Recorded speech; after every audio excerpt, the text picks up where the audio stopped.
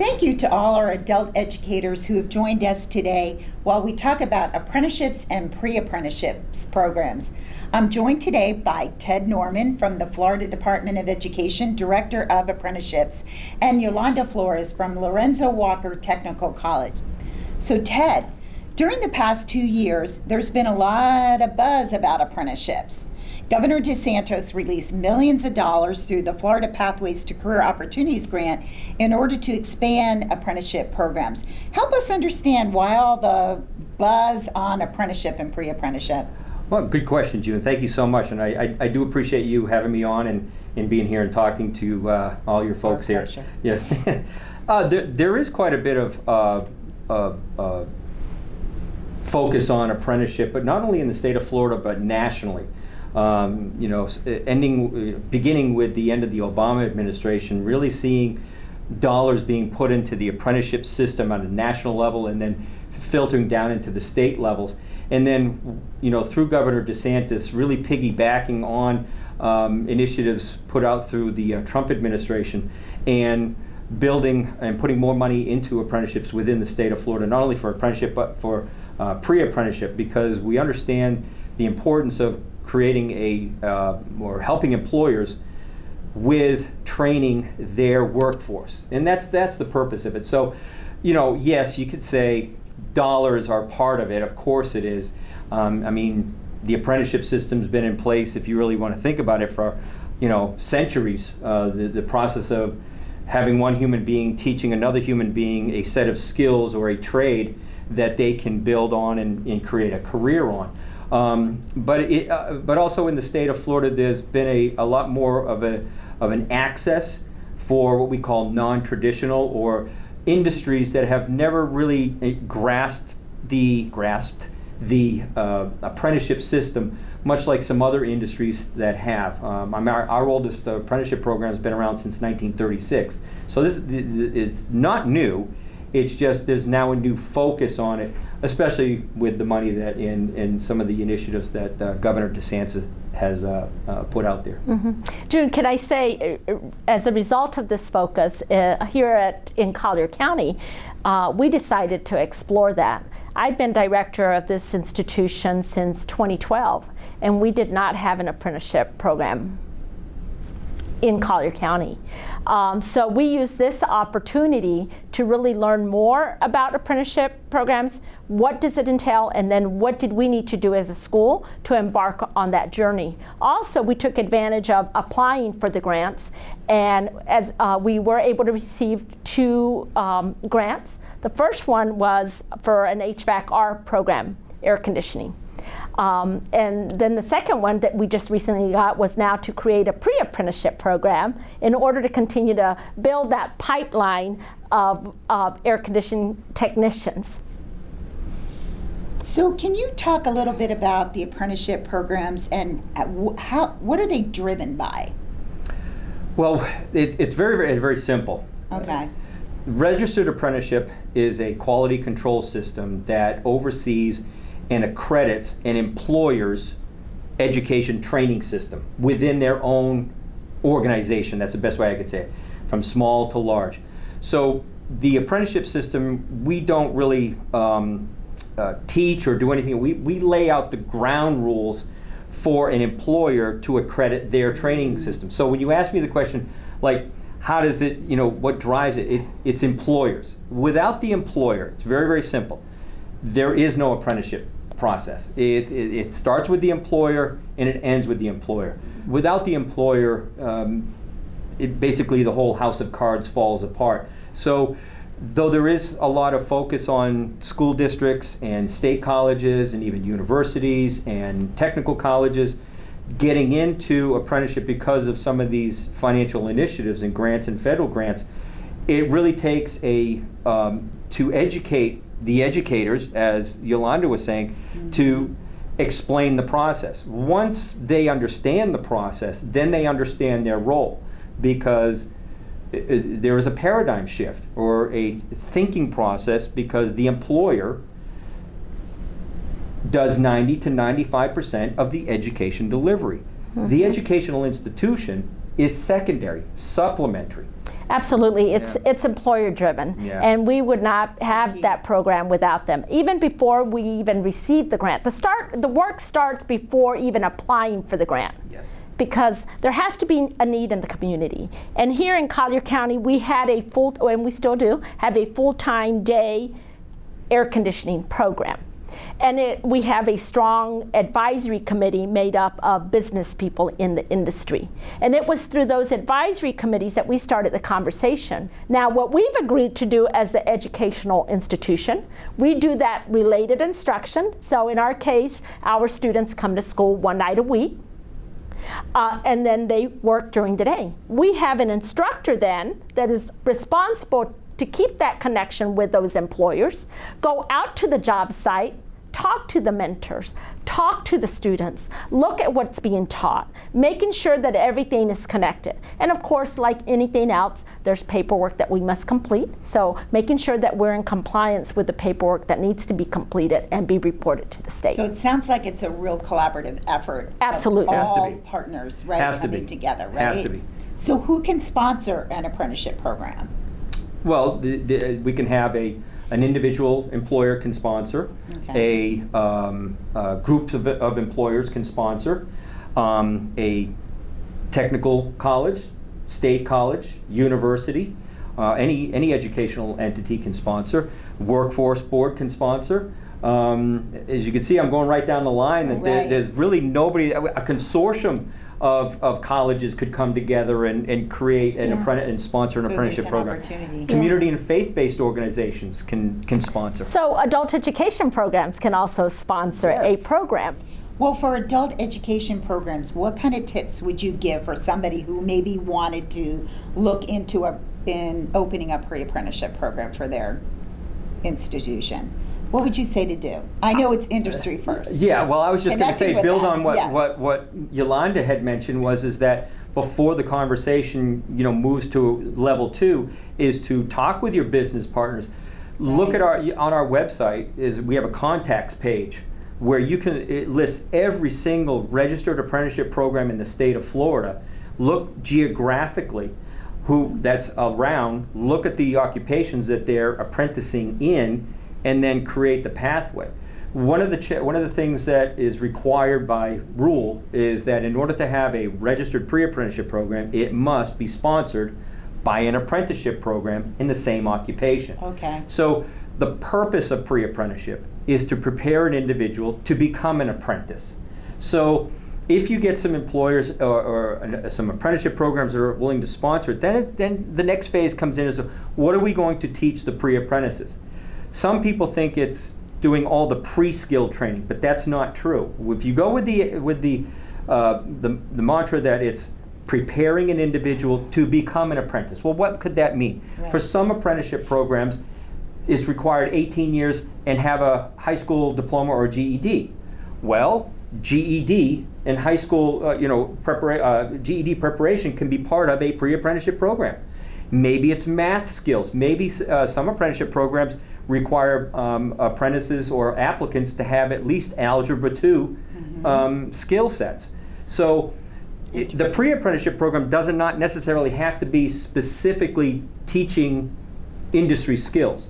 It could be job readiness, Right. career readiness, research, all the things that employers are looking for. So what a perfect way to bring IET. Right. And going back to the question that you asked, Ted, what can an adult education provider do? Become educated about what is an apprenticeship, what is it pre-apprentice. Reach out to Ted. Ted has been a wonderful resource to us. And for years I had talked to Ted about apprenticeship and was not ever willing to take that next step until this funding became available. And I said, perfect opportunity. I understand it now, right? You know, it's so interesting because what you're really doing with these students is giving them an opportunity for something beyond adult education.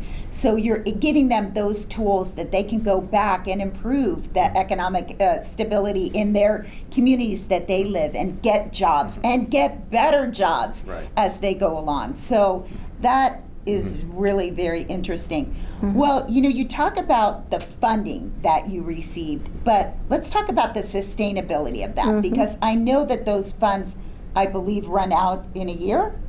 Depends upon which grant you're talking about. Okay. Yeah, I mean, there's a myriad of them. But the pathways to Pathways. the pathways to the first iteration of that Right. Technically ends this June 30th, for which was the 1920 appropriation. The 2021 appropriation again ends June 30th of this year, but much like last year, we don't know if in general if there's going to be language to extend it another year, to give it, folks the time to get apprentices in and pre-apprentices in and things of that nature. The beauty of the grants is that it gives you that startup funding that you need up front, because it requires a lot of energy, a lot of coordination, a lot of collaboration, a lot of discussion to put it into place. So the way we use that seed money was to hire a full-time coordinator for that period of time that could spend their full time working with those employers, getting everything lined up, getting the equipment, hiring the right instructors, having a solid recruitment plan and application process for the students, right? That's where the bulk of your energies are that first year. But knowing that those funds were only good for that funding cycle, I already have a plan in terms of how I'm going to use some of my locational dollars then to continue to fund that coordinator. Also with my employers, we live in a very generous community that they give donations such as equipment and different things that we need to be able to pay for those programs. The other beauty is that these programs are in the evening. So if you have part-time instructor and that's all the funding you have to be able to support a part-time instructor, you can use part-time instructors to help. I think this conversation is so interesting because, we're all driven to become #1 in Florida in workforce education by Governor DeSantis' executive order to become #1 by 2030. So all of the things that we've talked about today really support that mission. Yeah. And I'm just so thrilled to have both of you here today to discuss it. But what would you say for the practitioners out there who would like to learn more? I would say contact Ted Norman at the Department of Education. I will have to say this, though the apprenticeship system is based upon the term uniform minimum standards, meaning the standards or what is taught in any occupation utilizes fundamentals. I could take any industry, I don't care what the industry is, and there are fundamentals that need to be taught. The bricks or whatever you want to say. And then each individual employer or industry adds whatever they need on top of that. I mean, and so the apprenticeship system is built upon those minimum uniform standards with quote a model of some sort. So, but with that, it's very easy to start the conversation. Once I have a conversation with an entity, then I'm going to get further into, well, what are your employer's needs? What do they require? I can provide the starting point, but I will tell you this, there are no 2 apprenticeship or pre-apprenticeship programs in this state that are exactly the same. But I will tell you that the specific occupations all have minimums of what we call uniform minimum standards. And that is why it is nationally recognized when we issue a completion certificate. It's recognized by the U.S. Department of Labor, and it is nationally portable and is recognized as a post-secondary credential for WIOA purposes.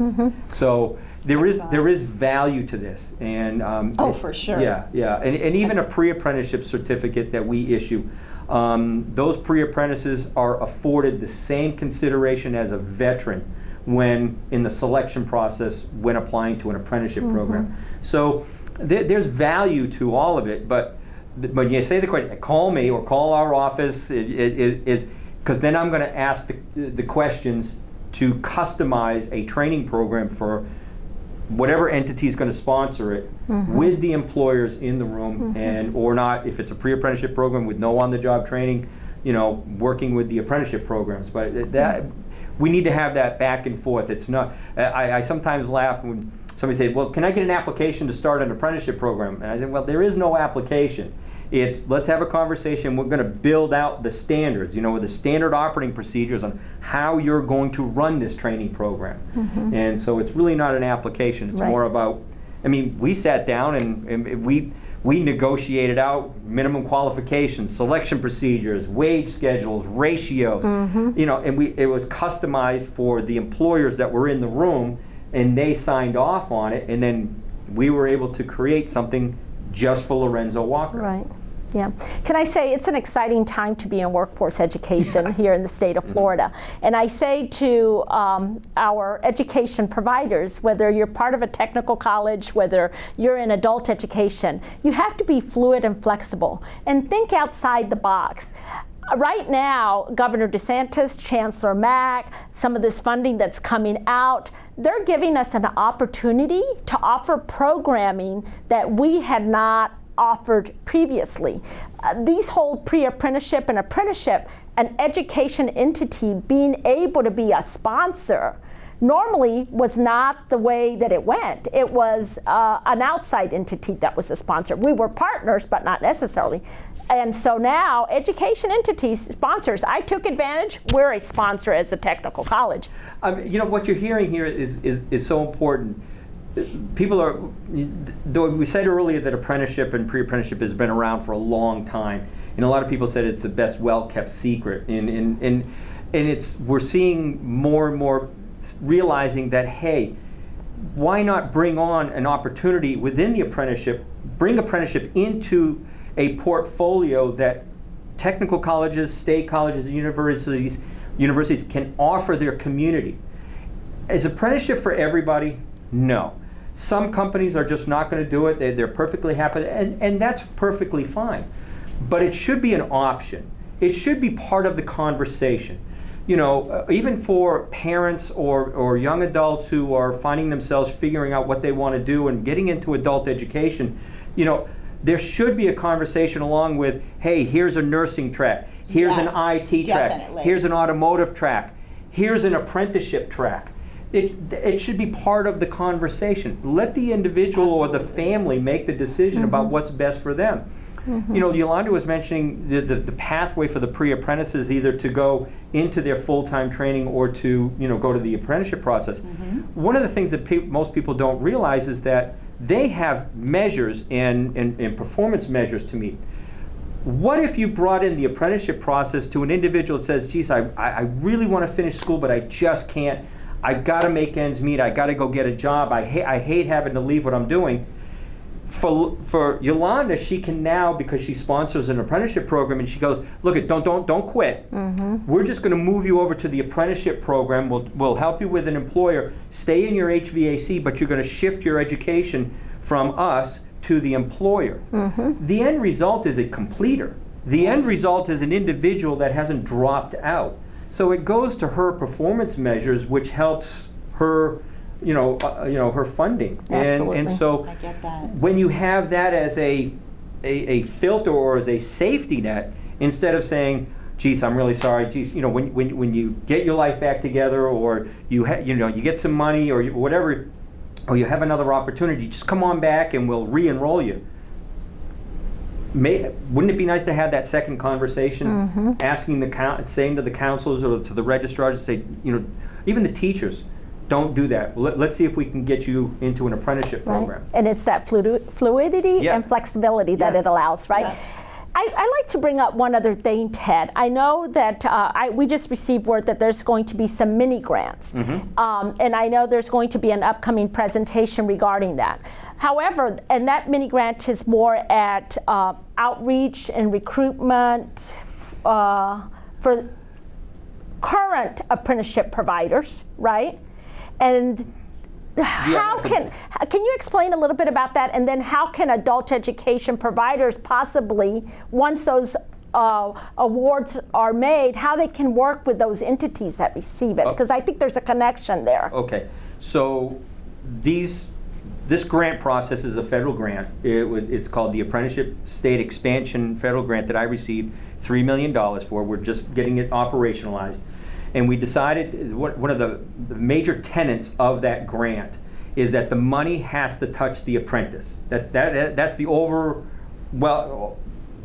umbrella of that program. So what does it mean by it has to touch the apprentice? Meaning, when I looked at this and I said, well, we need to reward the apprenticeship programs because they can, for their expansion, utilize the money to purchase trainers, desktop trainers, or they can utilize to update their curriculum. They can utilize it to help offset training costs and things of that nature, up to $20,000. And it's only available right now or in the future for any apprenticeship program that was registered with us on or after July 1, 2019. So that's only for basically new apprenticeship programs that have registered with us. But we said that that's kind of not fair. What about all the other apprenticeship programs that have been in existence? Why should they be penalized?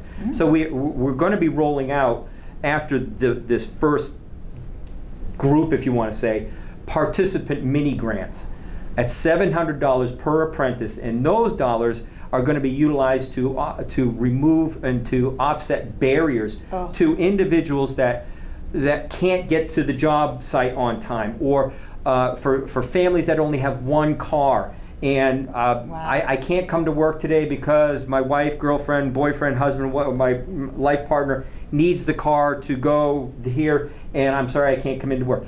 Utilizing those dollars to pay for an Uber or a taxi or a bus ticket to help offset women who are single parents with daycare services. It's not going to pay for it all, but it's to help ease the pain so they can stay employed and stay in the apprenticeship program.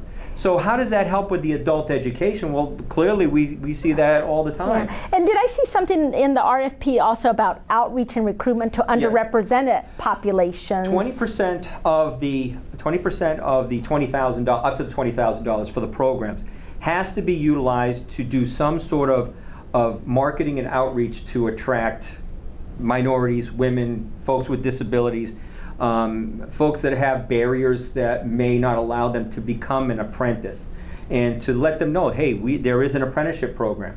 And so that's not written into the grant. We wanted to do that because we wanted to, when I say written into the grant from the RFP from the federal government, though the language is there, we specified we're going to earmark 20% of whatever dollars you ask for that you're awarded to be utilized to do that recruitment. So we understand that for some of the disadvantaged individuals, those are the ones that need those barriers removed. And so by utilizing the next phase, that $700 per apprentice, now the money doesn't go to the apprentice. I want to make that perfectly clear. We're not writing a check to an apprentice. It goes to the apprenticeship program, but it's earmarked for each individual apprentice to utilize. And it could be utilized to purchase uniforms, boots, clothing, tools, materials that they need that they might not be able to afford, and then they have to quit because they can't afford it. Right. Yeah. So what an excellent way. Yeah. Many of those barriers that he mentioned are the barriers that our adult education students face, right? So we're definitely going to be on the lookout for attending the training, and then we'll go from there and see what happens. But another perfect opportunity for adult education to work with those entities out there that receive the grants, so that they are tying in, targeting those underrepresented populations to get them into apprenticeship programs. Yeah. Because apprenticeships do help you get there. Yeah, oh, absolutely. I mean, that is a good.